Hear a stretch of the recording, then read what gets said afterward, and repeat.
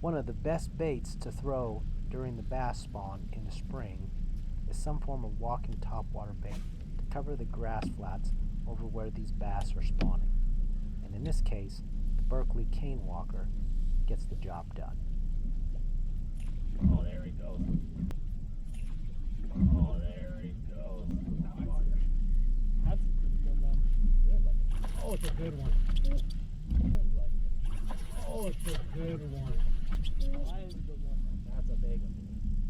3 pounds. What'd you say? Oh, yeah. 3 pounds probably. Oh, you wanted that one. Alright, so we're maybe up to about... It's over here, bud.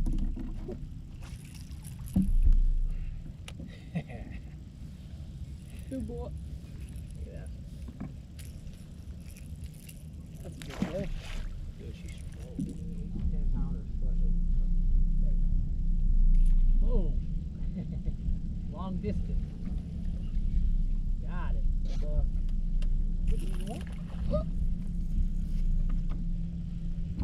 Maybe we'll get you on a topwater bite, Kate.